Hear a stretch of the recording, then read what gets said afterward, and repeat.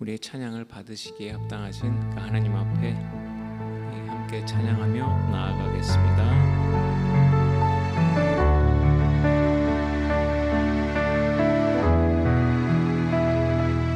주의 나라가 임할 때 하나님 임재하실 때 예배가 회복되며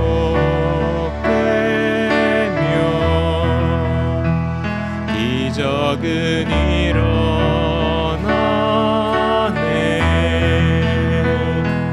전능하신 주 영원하신 능력의 통치자 자유가 선포되어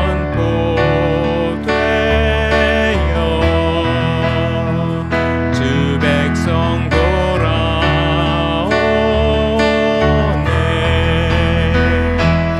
하나님 나라 임하소서. 영광과 존귀 능력과 위엄 놀라운 사랑의 기적의 하나님 지금 이곳에 오소서.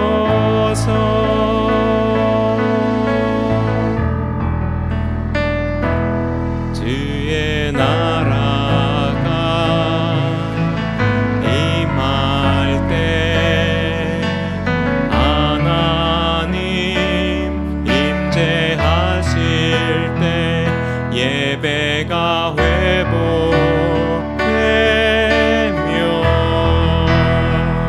기적은 일어나네.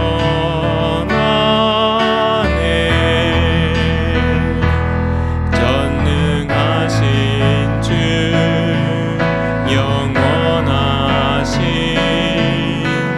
능력의 통치자 자유가 선포되어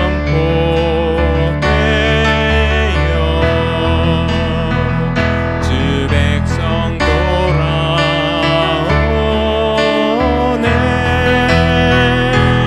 하나님 나라 임하소서. 영광과 존귀 능력과 위엄 놀라운 사랑의 기적의 하나님 지금 이곳에 오소서. 하나님 나라 임하소서. 영광과 존귀 능력과 위엄 놀라운 사랑의 기적의 하나님 지금 이곳에 오소서. 주 높고 위대하신 주 높고 위대하심을 크게 외쳐 선포하네. 만왕의 왕 주 하나님 지금 오소서. 하나님 나라 임하소서. 영광과 존귀 능력과 위엄 놀라운 사랑의 기적의 하나님 지금 이곳에 오소. 하나님 나라 임하소서. 하나님 나라 임하소서. 영광과 존귀 능력과 위엄 놀라운 사랑의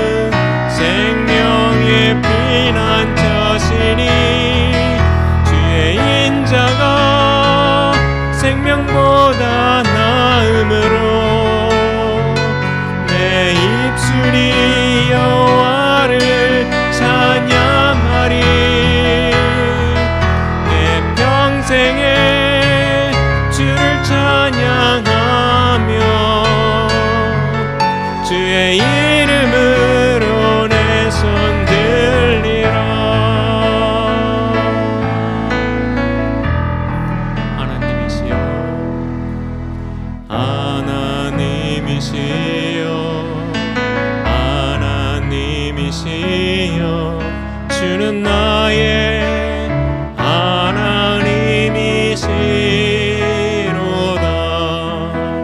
나의 몸과 마음 주를 갈망하며 이제 내가 주께 고백하는 말. 여호와는 나의 힘이요 여호와는 나의 구원이시니 내가 누구를 두려워하리요.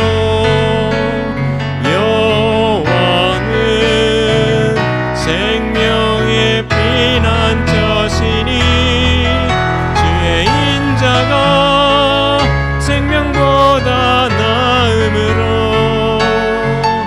내 입술이 여호와를 찬양하리. 내 평생에 주를 찬양하며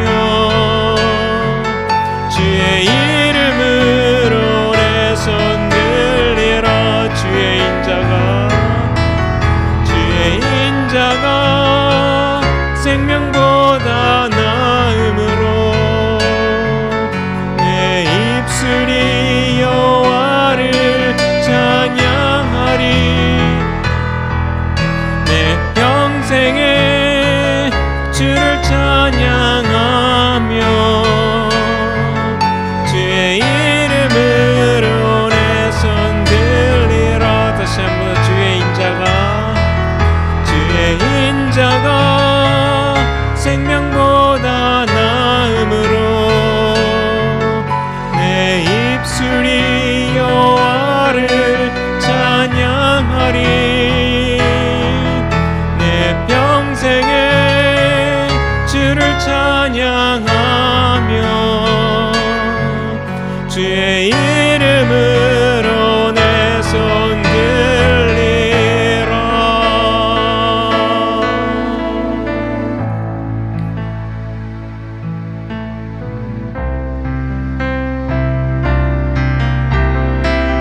세상은 들리고 사람들은 변하여도 나는 주를 섬기리. 주님의 사랑은 영원히 변하지 않네. 나는 주를 신뢰. 믿음은 들리고 사람들 주를 떠나도 나는 주를 섬기리. 주님의 나라는 영원히 쇠하지 않네. 나는 주를 신뢰. 오직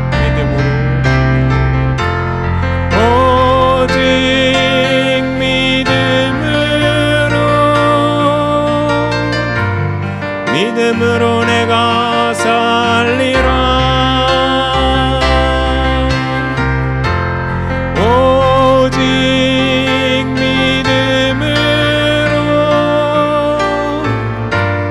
믿음으로 내가 살리라. 세상은 들리고 사람들은 변하여도 나는 주를 섬기리. 주님의 사랑은 영원히 변하지 않네. 나는 주를 신뢰. 믿음은 들리고 사람들 주를 떠나도 나는 주를 섬기리.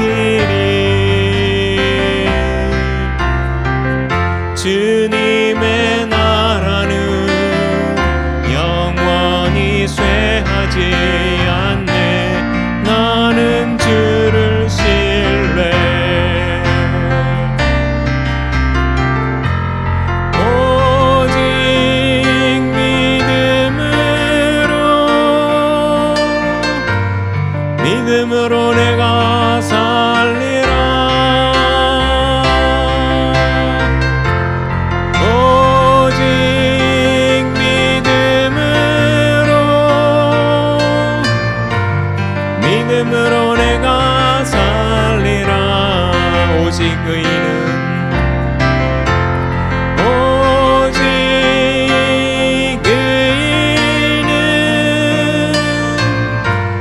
믿음으로 말미암아 살리라. 오직 의인은 믿음으로 말미암아 살리라. 오직 믿음으로, 오직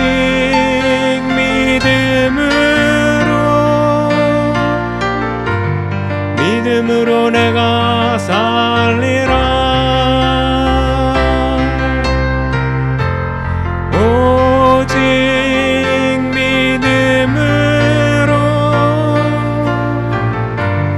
믿음으로 내가 살리라. 오직 믿음으로, 오직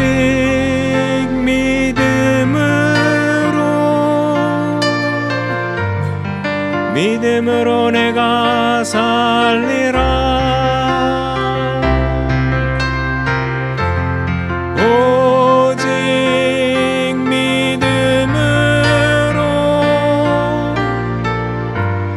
믿음으로 내가 살리라.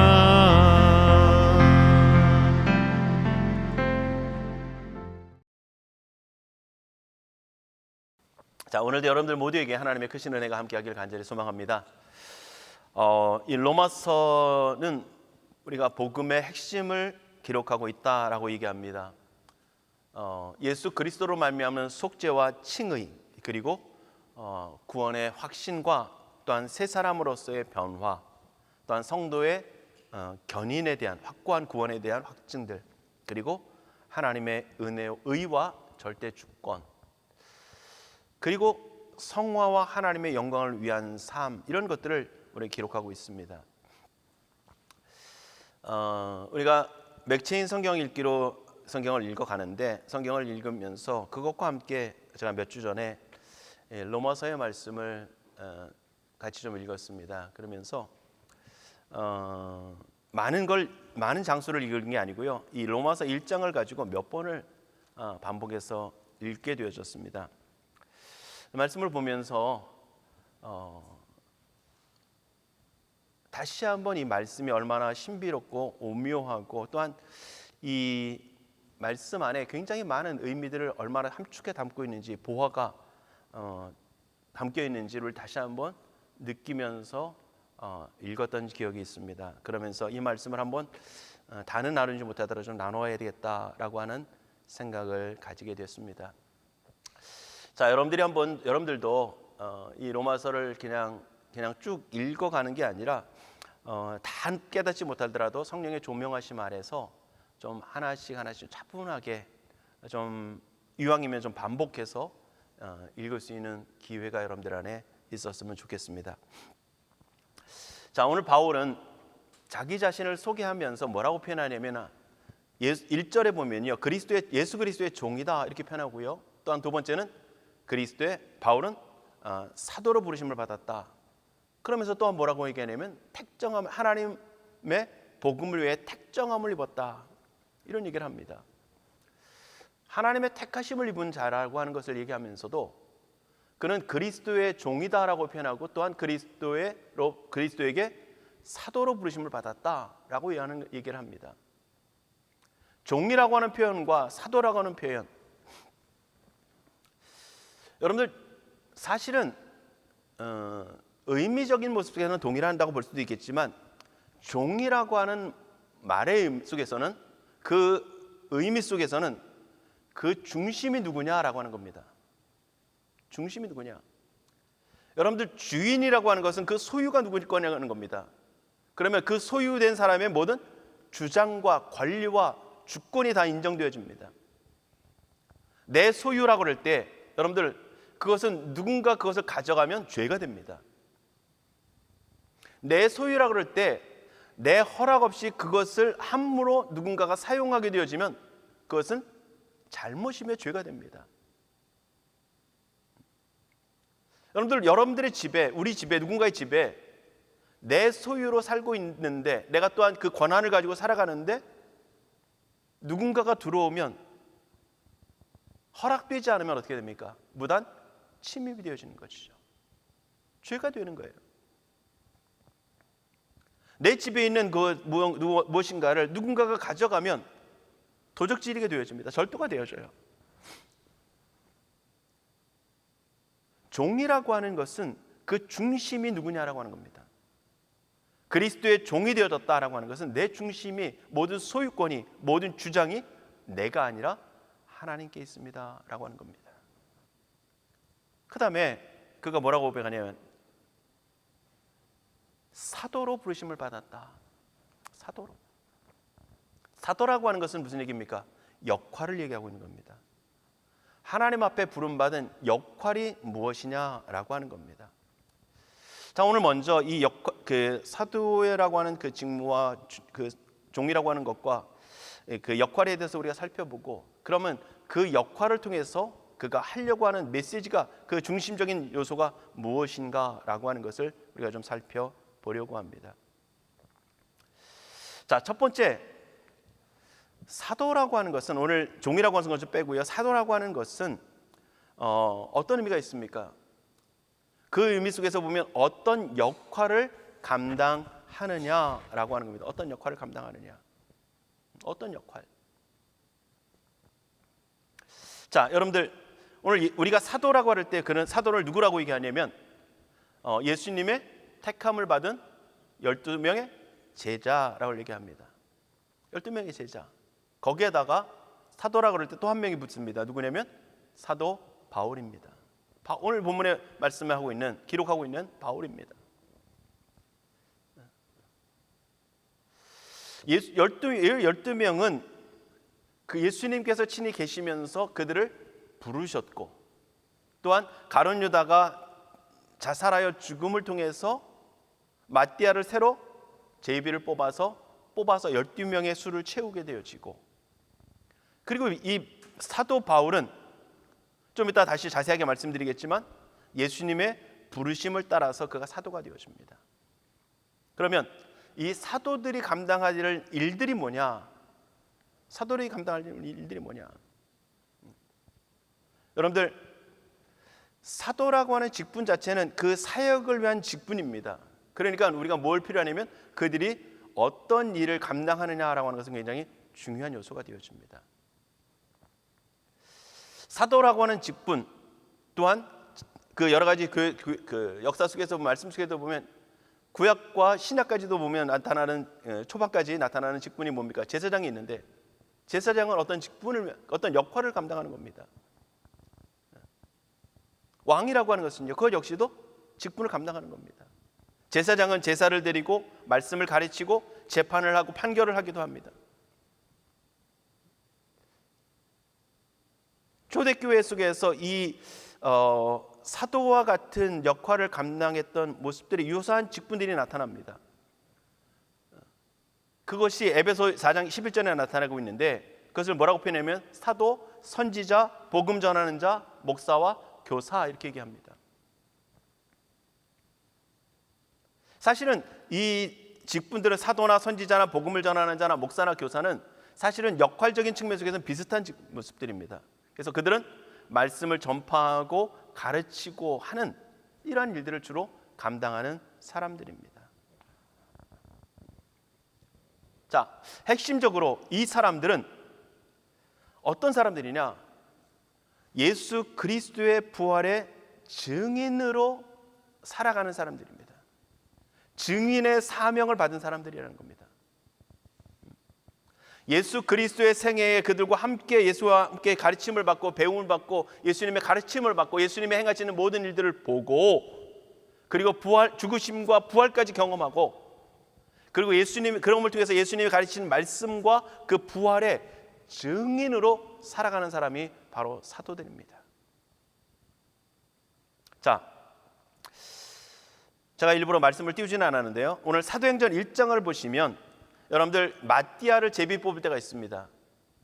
그 장면에서 사도를, 마띠아를 뽑게 되는 그 모습 속에 그 이유를 설명한 데가 나옵니다. 근데 뭐라고 되어 있냐면 우리 중에서 예수님의 그 세례요한 때부터 보고 모든 것들을 경험한 사람 중에서 부활의 증인으로 살아갈 사람, 이렇게 표현하고 있습니다. 단지 이 사람은 예수님의 부활만 증언하는 게 아니라, 사도는 예수님의 생애 속에서 그 말씀과 가르치심과 그 모든 사역의 중심 속에 있는 그 핵심적인 그 부활의 그 증인으로 살아가게 되어지는 것입니다. 그게 사도들입니다. 자, 첫 번째 그들의 가장 핵심적인 요소는 바로 부활의 증인으로서 예수 그리스도의 가르침을 받아, 그리고 예수 그리스도의 그 부활의 경험 증인으로서 그들이 살아가는 것입니다. 자, 그렇다면 오늘 바울이 그러한 부르심에 받았다라고 하는, 계속해서 초대교회 속에서 의혹이 되어지는, 네가 왜 사도냐, 네가 어떻게 사도냐 라고 하는 의혹을 계속해서 받게 되어집니다. 그런데 그것을 바울이 정확하게 설명하는 내용이 나옵니다. 어디 나오냐면, 여러분들이 한번 찾아보기 바랍니다. 갈라디아서 2장 7절과 8절 말씀입니다.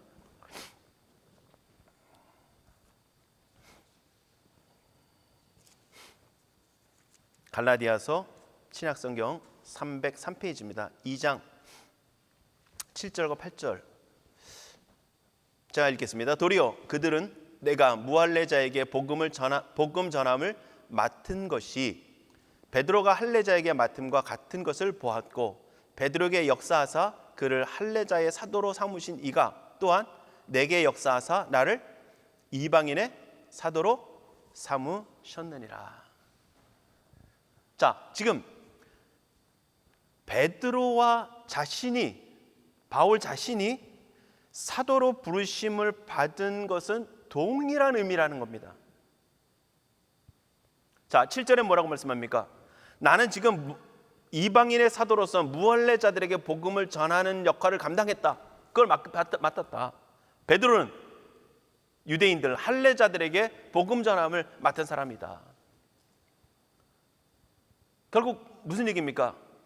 복음 전파의 사명은 똑같다는 얘기예요. 대상만 다를 뿐입니다. 대상만 이방인이나 유대인이라는 겁니다. 무할례자냐 할례자냐는 거예요. 그러면 그 부르심의 모습은요, 8절에서 베드로에게 역사하사 그를 할례자의 사도로 삼으신 이가 누굽니까? 예수 그리스도죠. 베드로를 할례자 유대인들의 사도로 삼으신 그 분이 누구에게도, 내게도 역사하사 나를 이방인의 사도로 삼으셨느니라. 똑같은 사도로 부름을 받았다는 겁니다. 그 핵심은 무엇이냐? 복음을 전파, 말씀을 가르치는 겁니다. 그래서 오늘 본문의 말씀을 보면, 오늘 제목에도 있지만 믿어 순종하게 하나니라고 하는 것처럼 오늘 본문에서도 보면 뭐라고 말씀합니까? 5절을 다시 한번 보겠습니다. 1장 5절. 그로 말미암아 우리가 은혜와 사도의 직분을 받아 그의 이름을 위하여 모든 이방인 중에서 믿어 순종하게 하나니. 예수 그리스도로 말미암아 우리가, 자신을 포함해서 모든 같이 있는 사람들, 사역하는 사람들, 그 모든 사람들이 하나님의 은혜를 받았고 또한 사도의 직분을 받았다, 이렇게 표현합니다. 그리고 그 사도의 직분을 받았는데 그들이 감당해야 될 역할의 직무가 뭐냐? 그의 이름을 위하여 모든 이방인 중에서 믿어 순종하게 하나니. 베드로는 유대인들에게 복음을 전하는 것이고 자신은 이방인들에게 믿어 순종하게 하는 것이다. 이게 사도의 사명인 겁니다.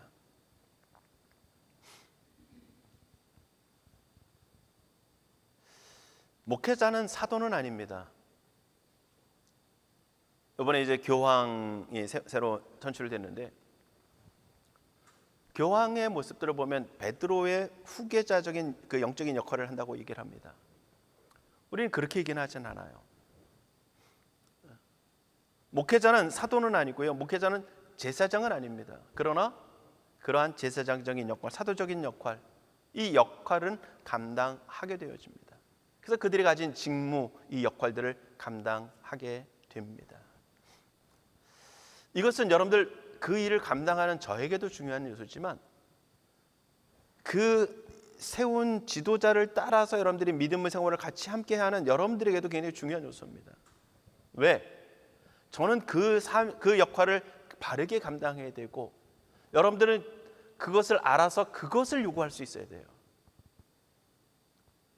다른 걸 요구하고 바라는 것이 아니라 그것을 요구하는 거예요. 그것을. 그들이 맡겨진 역할들, 그들의 맡겨진 직무를 보고만 해서 우리가 요구할 수 있는 거예요. 그것을 기대할 수 있는 겁니다. 그래야 교회가 어떻게 됩니까? 말씀 안에서 바른 균형을 따라 바른 모습으로 나갈 수 있게 되는 거예요. 자, 그러면 가장 핵심적인 요소는 뭐냐? 믿어 순종하게 하는 겁니다. 여러분들 그리스도의 복음을 전파하여서 그들에게 하나님의 말씀을 증거하여서 예수 그리스도의 부활의 증인이 되어서 그걸 전파함을 통해서 어떻게 해요? 그들이 믿고 구원에 동참하게 되어지는 하나님의 백성 되어지게 만드는 겁니다. 그리고 그 믿음 안에서 이제 하나님의 말씀에 순종하는 자가 되게 하는 겁니다. 좀 이따 다시 한번 말씀드리겠지만 디모데후서 말씀처럼 하나님의 감동으로 되어진 것으로 인해서 그 말씀이 하나님의 사람으로 온전하게 하고 모든 선한 일을 행할 능력을 가지게 한다는 것처럼 믿음을 가지게 하고 그 믿음이 온전함과 선한 일을 행하는 그 순종의 자리로 나가게 하는 겁니다.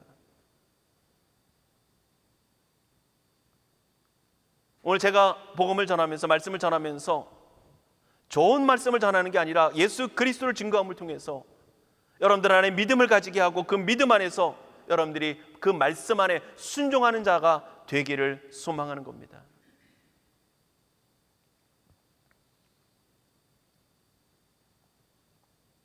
바울은 그거 하고 있는 거예요. 그래서 여러분들 때로는 그들의 연약함을 보면서 그들의 부족함을 보면서 그들의 너무도 안타까운 모습을 보면서 그거 안타까워하기뿐만 아니라 오늘 강하게 질타하기도 하고 책망하고 꾸짖기도 합니다. 그것은 왜요? 바른 믿음과 바른 순종의 자리로 나가도록 하기 위한 겁니다.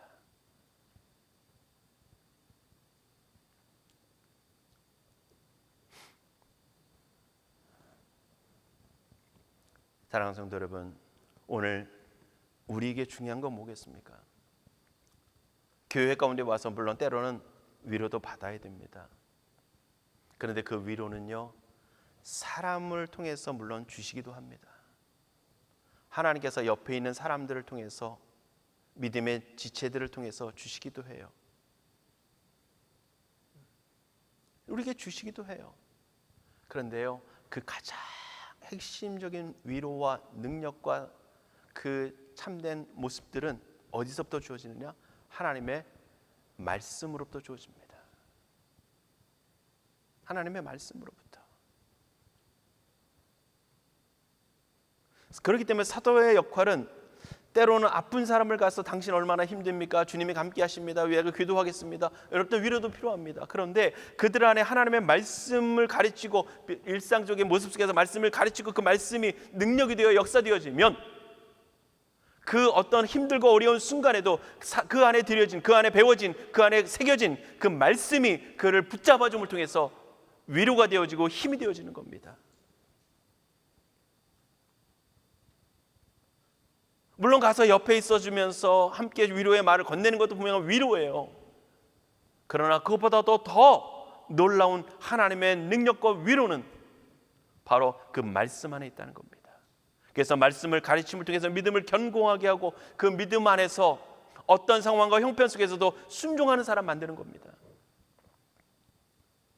이전에도 말씀을 드린 적이 있었지만 여러분들 서신서 잘 보세요. 공통적으로 있는 것이 뭔지 아십니까? 고난입니다. 어려움입니다. 아픔이에요. 우리 정도의 고난이 아니라 생명의 위기까지 느끼는 고난들이 그들 가운데 많았습니다. 그런데 그들을 향해서 말씀하는 것이 뭡니까? 인내해라, 참아라, 견뎌라, 믿음을 지켜라, 순종해라. 그리스도의 위로가 너희와 함께하기를 원하노라 말씀하지만 그 위로 가운데서 너희가 힘을 얻고 너희는 그 가운데서 인내하고 견디며 참으며 하나님의 백성으로서의 아름다움을 갖추며 믿음으로 순종하며 나갈 것을 권면하고 있습니다. 아마 요즘 이렇게 얘기했다가는 아마 목사님은 굉장히 사랑이 없는 분으로 인식되고 말 겁니다.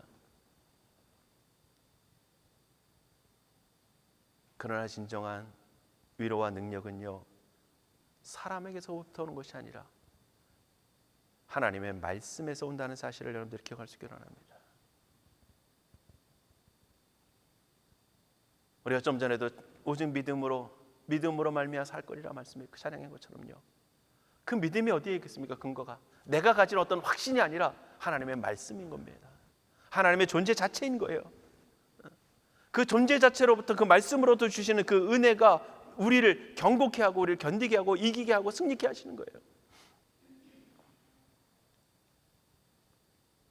그래서 바울은 자신에게 주어진 역할이 그들로 하여금 믿어 순종하게 하는데 그 모든 것들은 바로 그리스도의 복음 안에서 말씀을 통해서 주어진다라고 얘기하고 있는 겁니다. 그 모습을 뒤에 말씀하고 있는데 1장 한번 우리 뒤에 한번 보겠습니다. 11절을 보겠습니다. 바울이 뭐라고 고백하냐면요, 그가 직접 가지 못하니까 뭐라고 고백합니까? 내가 너희 보기를 간절히 원하는 것은 어떤 신령한 은사를 너희에게 나누어 주어 너희를 견고하게 하려 함이니 12절이요 이는 곧 내가 너희 가운데서 너희와 나의 마음으로 말미암아 피차 안위함을 얻으려 함이라. 13절 형제들아 내가 여러 번 너희에게 가고자 한 것을 너희가 모르기를 원하지 아니하노니 이는 너희 중에서도 다른 이방인 중에서와 같이 열매 맺게 하려 함이로되 지금까지 길이 막혔도다. 길이 막혀서 하나님께서 막으셔서 그가 가지 못하고 있습니다. 근데 그가 가기를 원하고 있습니다. 가서 하려고 하는 것이 무엇입니까? 11절의 말씀을 보면요, 어떤 신령한 은사를 너희에게 나누어 주기를 원한다는 겁니다. 그것을 통해서 뭐 하는 겁니까? 너희를 뭐 하게 해요? 견고하게.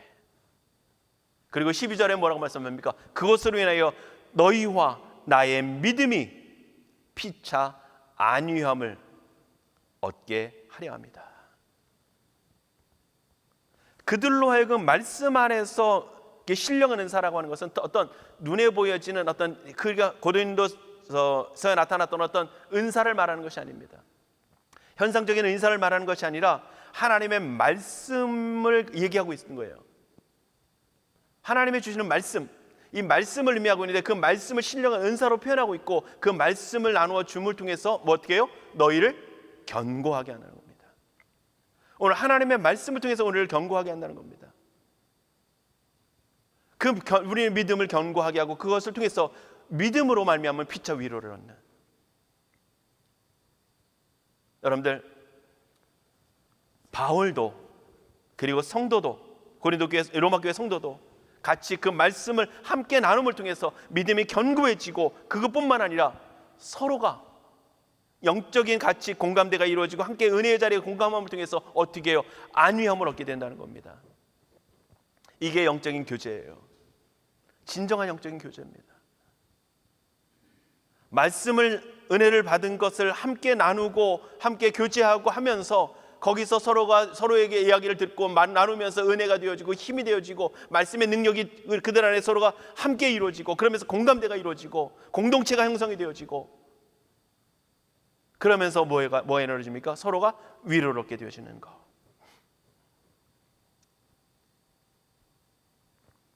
그러면서 나타나는 것이 무엇입니까? 13절에 보면 너희 중에서도 다른 이방인 중에서와 같이 뭐하게 해요? 열매를 맺게 하려 합니다. 지금 바울이 원하는 건 이겁니다. 말씀을 통해서 견고하게 만들고 그리고 서로 안위를 얻고 위로를 얻고 힘을 얻고 그리고 그들 안에 복음의 열매들, 순종의 열매들이 맺혀지기를 그가 소망하고 있는 겁니다. 그게 바울의 역할이고 그 역할을 따라서 그 일들을 감당하려고 하고 있는 겁니다.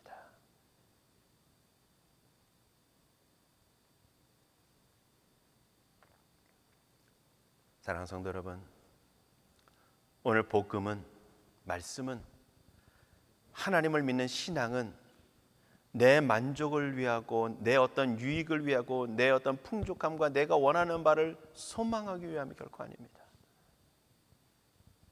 복음은요, 하나님이 원하시는 그 자리에 우리를 서게 하는 겁니다. 우리를 단지 우리가 원하는 어떤 기대와 조건과 그 자리에 서서 우리가 바라는 것들을 이루는 게 아니라 그것보다도 더 위대한 그 목적과 계획을 가지신 그 하나님이 원하시는 사람으로 세워가는 것, 그게 믿음의 사람이고 하나님의 영광에 동참하는 사람이고 예수 그리스도의 성품을 닮아가는 사람으로 우리를 세워가는 겁니다. 단지 일만이 하는 사람이 아니에요. 그러한 하나님의 사람으로 세워가는 거예요. 그래서 그 말씀에 순종하다 보니까 뭐가 나타나는 겁니까? 하나님을 찬양하고 영광을 돌리기도 하고 하나님께 원하시는 참된 예배도 나가고, 그 말씀에 순종하다 보니까 어떻게 해요? 하나님의 사랑을 가지고 사랑도 하게 되어지는 거예요. 그 행위 자체가 목적이 되면 율법주의로 흘러가게 되어집니다. 그러나 믿음이 온전해지고 하다 보니까 그 믿음 안에서 나타나는 열매들이 뭐냐면 순종입니다. 그러니까 순종이라고 하는 것은 뭡니까? 우리 안에 믿음을 통해서 나를 움직이게 하는 그 열매들인 거예요. 그런데 그 믿음 없이 순종만 하려니까 뭐가 됩니까? 율법주의가 되어지고 자꾸 그 율법에 매여서 못하면 괴로운 거예요. 안 하면 힘든 겁니다. 불편한 거예요.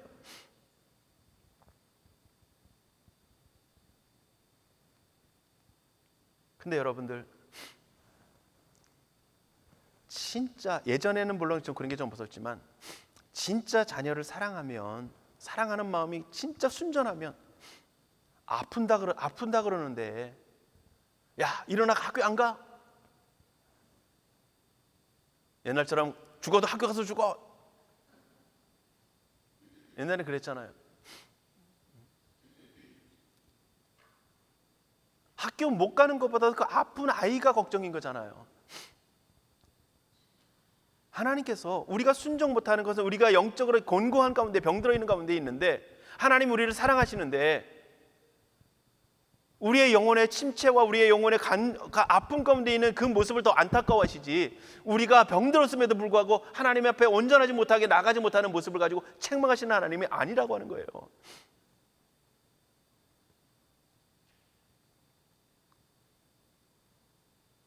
하나님은 우리의 영적인 모습을 우리보다도 잘 아시잖아요.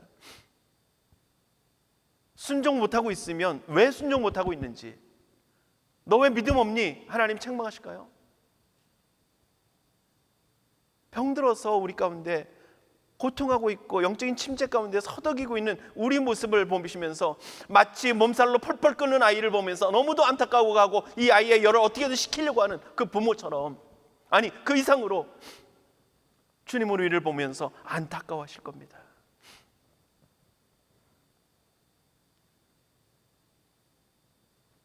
그러니까 오늘 우리에게 필요한 것은 하나님의 말씀을 통해서 믿음을 얻고, 그 믿음을 통해서 힘도 얻고, 그 힘을 통해서 순종의 열매를 나가야 되는데,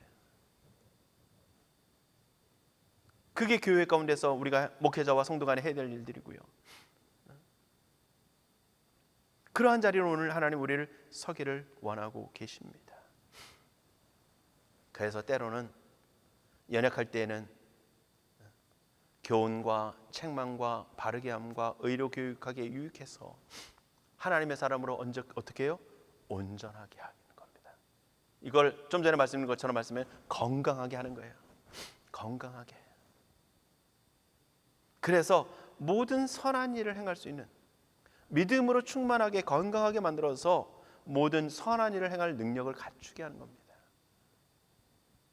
우리 안에 그 하나님의 선하신 일들을 행할 수 있는 그 능력들을 우리 안에 품게 하시는 겁니다. 그건 무엇을 통해서? 말씀이 주시는 능력을 통한, 위로를 통한 믿음을 통해서 나타나는 겁니다. 그러니까 뭐가 필요한 겁니까? 우리 안에 말씀을 통한 믿음이 필요한 거예요. 그러면 그 말씀에 순복할 수 있는 모습입니다.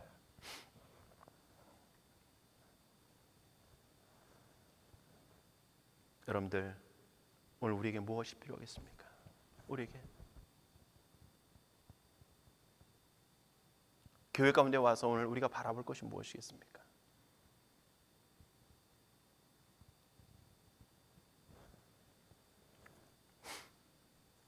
여러분들 이 순종이 얼마나 중요한지, 우리 안에 믿음을 통한 순종이 얼마나 중요한지 성경은 우리에게 강조해서 말씀하고 있습니다. 제가 시간 관계상 많이 다 말씀드리지 못하겠지만 잠깐의 말씀 좀 드릴게요. 여러분들 사울왕을 통해서 나타났던 모습 중에서 보면 그런 말씀을 하시죠. 순종이 제사보다 낫다라고 말씀하셨습니다. 제사를 드리는 그것보다, 제사를 드리기 위해서 하나님의 말씀을 어기고 그 제물을 가지고 오는 그것보다 하나님의 말씀대로 행하는 것이 더 중요하다고 말씀합니다. 이 순종에 대한 모습들 여러분들 시간이 좀 되시면 나중에 기회 되시면 히브리서 말씀을 좀 많이 읽었으면 좋겠어요. 히브리서 3장과 4장, 5장, 11장, 13장 같은 데 보면 그 속에서 순종에 대한 말씀을 되게 많이 말씀하고 있습니다. 거기서 보면 순종이 얼마나 우리 가운데 굉장히 무서운 결과를 가져오고 불순종이 무서운 결과를 가져오고 순종이 얼마나 큰 우리 안에 유익과 영적인 가치가 있는지를 우리에게 말씀해 주고 있습니다. 특별히 히브리서 4장의 말씀을 잠깐 보면요, 히브리서 4장 6절 말씀 한번 시간이 많이 갔지만 좀 찾아보겠습니다. 히브리서 4장 6절 신약성경 356페이지입니다. 제가 읽겠습니다. 그러면 거기에 들어갈 자들이 남아있거니와 복음 전함을 먼저 받은 자들은 순종하지 아니함으로 말미암아 들어가지 못하였으므로 라고 표현합니다. 쉽게 말씀드릴게요. 이건 지금 이스라엘 백성들을, 광야에 있었던 이스라엘 백성들을 얘기합니다. 그들이 하나님의 말씀을 받고 뭐 했습니까? 불신앙으로 인한 하나님의 말씀에 불순종합니다. 그것을 통해서 뭐 했다고요? 순종하지 아니함으로 말미암아 어땠다고요? 들어가지 못했다. 어디에? 하나님의 약속의 땅에 들어가지 못했다는 겁니다. 그리고 그들은 광야에서 죽게 되었습니다. 불신앙과 불순종을 통해서 그들은 그 속에서 죽었다는 사실을 이야기를 오늘 계속하고 있습니다. 11절의 말씀, 좀 전에 읽은 히브리서 4장 11절, 그러므로 우리가 아직 저 안식에 들어가기를 힘쓸지니 이는 누구든지 저 순종하지 아니하는 본에 빠지지 않게 하려 함이라. 그러면서 말씀합니다. 하나님의 말씀은 살아있고 활력이 있어 좌우에 어떤 날성검보다도 이래요 혼과 영과 전적과 골수를 쪼기까지 하며 또 마음의 생각과 뜻을 판단하나니, 이렇게 말씀합니다.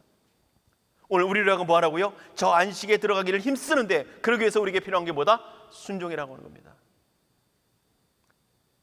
하나님의 말씀에 동안 믿음을 가지고 그 말씀에 순종하는 겁니다. 여러분들, 아브라함이 가장 큰 순종이 뭡니까? 성경에서 말씀하고 있는 가장 큰 순종, 첫 번째는 그가 하나님의 말씀을 따라 그가 어디로 갈지를 모르지만 하나님께서 가라 하시니까 어떻게 합니까? 친척 아비 집을 떠나 순종하는 겁니다. 그가 100세에 얻은 아들을 하나님 뭐라고 말씀합니까? 내 아들 이삭을 내게 제물로 바쳐라. 그가 순종합니다. 근데 보세요, 그 순종을 하나님이 어디까지 받으셨습니까? 그의 마음은, 순종하는 마음은 이미 하나님께서 순종하기로 드리기로 작정하는, 굳어지는 순간, 결단하는 순간 다 받으셨어요. 그의 마음은 하나님이 이미 받으셨습니다. 그런데 그를 어디까지 이끌어 가십니까? 하나님, 나 드리겠습니다. 이제 종들을 데리고 가자, 제사 드리러 가자. 아들 데리고 갑니다. 가는 것 허용하셨어요. 제 종들 남겨놓고 아들 데리고 둘이 올라갑니다. 그리고 아들을 묶고 칼을 들어 그를 죽이려고 하는 데까지. 하나님께서 이미 마음은 그가 하나님께 드리겠다라고 결단하는 그 순간 이미 다 받으셨어요. 그 마음과 생각을 아시는 하나님께서 그 마음을 하나님이 받으셨습니다. 하나님께 드리기로, 하나님께 헌신하기로, 하나님께 순종하기는 할정한 그 모든 마음을 하나님이 이미 받으셨어요. 그런데 어디까지 이끌으셨습니까? 아들을 죽이는 그 자리까지, 죽이기 바로 직전까지. 하나님께서 급히 말씀하셔, 아브라함아, 막으시잖아요. 사랑하는 성도 여러분, 오늘 하나님께서 그의 마음 받으셨습니다. 아브라함의 마음. 그런데 어디까지요? 아들을 실제로 죽이는 그 자리까지 이끄셨어요. 아마 물론 하나님이 이삭을 죽이는 자리까지 갈 수도 있었을 것입니다. 그리고 다시 살릴 수도 있을 것입니다. 근데 보세요, 아브라함의 마음속에는 이미 이삭을 죽여 드렸습니다. 아브라함의 마음에는 이미 그 아들 이삭을 칼을 들기 이전부터 그는 완전히 죽였어요. 하나님께 드리기로 마음에 결정했고 그 마음으로 이미 드린 겁니다. 그러니까 성경은 뭐라고 말씀합니까? 그가 죽었다 살아났다고 얘기합니다.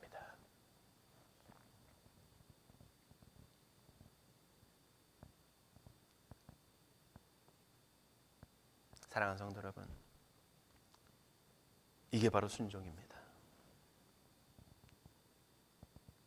이미 여러분들이 오늘 우리가 하나님 앞에 내가 주님의 말씀대로 살겠습니다 라고 다짐하고 결단하고 삶의 발걸음을 옮겨가는 그 순간, 이미 하나님은 우리의 무엇을 받으셨습니까? 순종을 받으신 거예요. 그런데 어디까지 이끌어 가십니까? 순종의 열매 맺는 자리까지 우리가 나아가기를 원하시는 거예요. 마음은 이미 오늘 이 자리 속에서 결단을 한다면 결단하는 그 순간에 하나님은 이미 모든 그 마음을, 그 순종을 받으십니다. 그런데 또한 거기서 우리가 끝나는 것이 아니라 오늘 우리의 삶의 모습 속에서 그 순종의 자리로 나아가는 그 삶의 자리까지 이르기를 주님은 원하고 계십니다.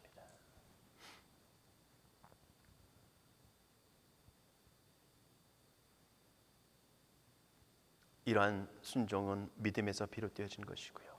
그 믿음의 모습들을 따라서 우리가 순종의 삶으로 살아가기를 원하고 계시고요.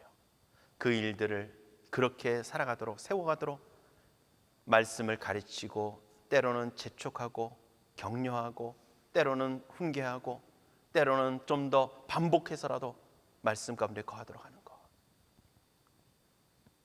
그게 모세의 역할이었습니다.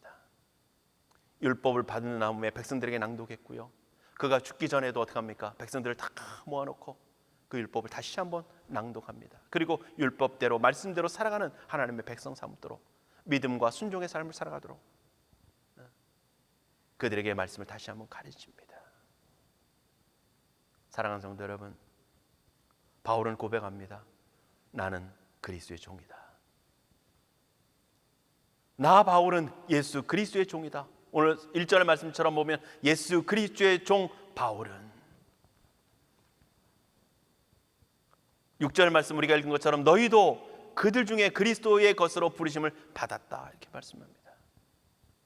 여러분들, 바울을 그리스도의 종이라고 표현하고 있고요, 그리스도께 부르심을 받은 사람이라고 표현하고 있고요, 또한 로마에 있는 교회를 향해서, 성도들을 향해서 너희도 그들 중에서, 많은 사람들 중에서, 많은 이방인 중에서, 믿지 않는 자들 중에서 예수 그리스도의 것으로 부르심을 받은 자다 말씀합니다. 사랑하는 성도 여러분, 저와 오늘 여러분들 모두는 그리스도의 것으로, 그리스도의 종으로 부름받은 사람들인 줄 믿습니다. 그리스도의 소유라는 겁니다. 우리가 우리의 주권대로, 우리의 주장대로, 우리의 마음대로, 내 의지대로 살아가는 존재가 아니라 하나님의 말씀대로 우리는 믿음을 가지고 그 말씀에 순종하며 살아가는 삶을 살아가는 존재라고 하는 겁니다. 우리는 그리스도의 부름을 받았고 그리스도의 핏값으로 사신받은 하나님의 사람들이라는 겁니다. 그래서 오늘 우리는 우리의 삶을 통해서 하나님께 영광을 돌리는 삶을 살아가야 하는 것입니다. 주께 순종하는 마음, 순종하는 삶.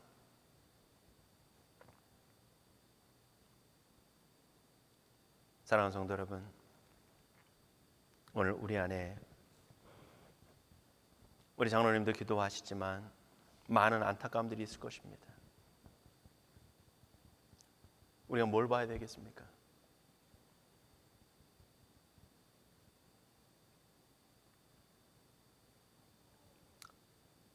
우리는 형편과 처지를 많이 봅니다.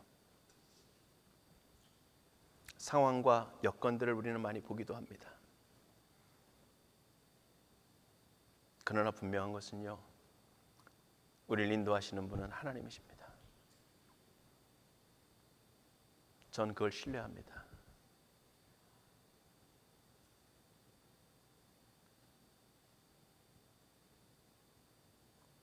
여러분들을 하나님은 지금까지 목자 없는 양같이 내버려 두지 않으셨어요.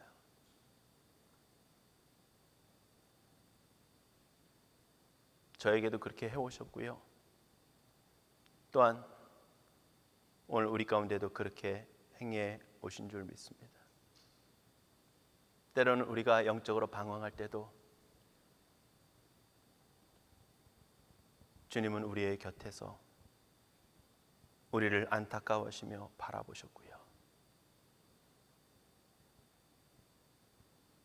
우리가 영적으로 침체하여 곤고하여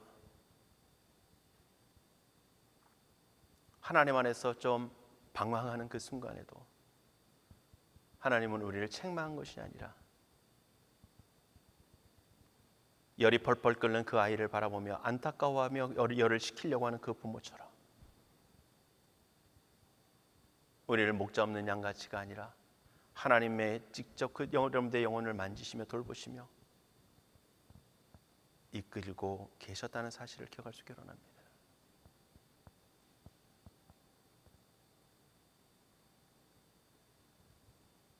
우리가 두려워할 것은 무엇입니까?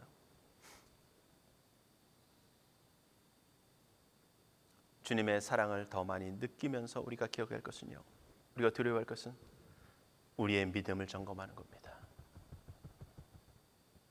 우리의 어떤 삶의 형태들을 점검하기 이전에 우리의 믿음을 점검하는 겁니다. 내가 과연 믿음의 사람인가?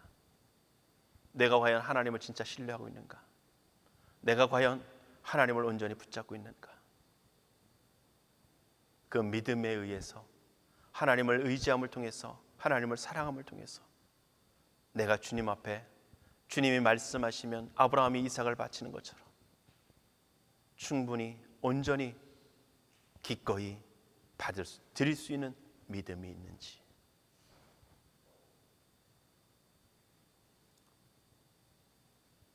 여러분들 이 자리에 있는 여러분들 대부분이 하나님 안에서 오랜 생활 동안 신앙생활을 믿음을 또한 하나님 안에서의 하나님을 섬기는 삶의 자리에 있던 분인 줄 압니다.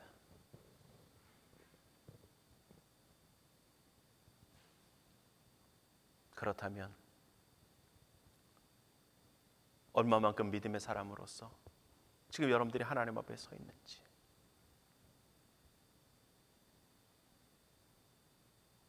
우리가 점검해야 할 건 바로 그거예요. 저도 여러분들한테 끊임없이 묻고 싶고 끊임없이 도전하고 싶고 여러분들이 끊임없이 다시 한번 하나님 앞에서 서기 원하는 것은 여러분들의 삶이 얼마나 공고하십니까가 아니라 여러분들의 삶 속에서 여러분들이 진짜 하나님을 얼마나 믿음으로 신뢰하고 있느냐는 겁니다.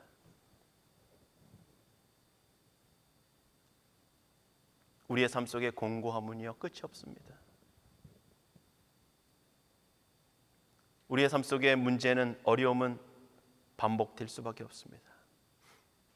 이 문제가 해결되어지면 또 다른 문제가 터지고요, 이게 좀 괜찮은가 싶으면 다른 게 또 드러나는 모습들, 그게 우리의 일상입니다. 그러면 그 가운데서 서신서들을 통해서 끊임없이 표현하고 고백하고 말하는 것처럼 오늘 그 속에서 예수 그리스도를 바라보면서 오늘 우리가 믿음으로 가고 있는지, 그 믿음을 통해서 우리가 인내할 수 있는 만한 그러한 믿음으로 오늘 우리 안에 있는지 우리가 살펴볼 수 있게 원하고요. 저도 사도적인 심정을 가지고 여러분들한테 묻고 싶은 겁니다. 여러분들 진정 주님을 믿으십니까? 여러분들 진정 주님을 사랑하십니까? 그렇다면 여러분들의 그 믿음이 과연 어떤 순종의 열매들로 나타났습니까? 기도하겠습니다.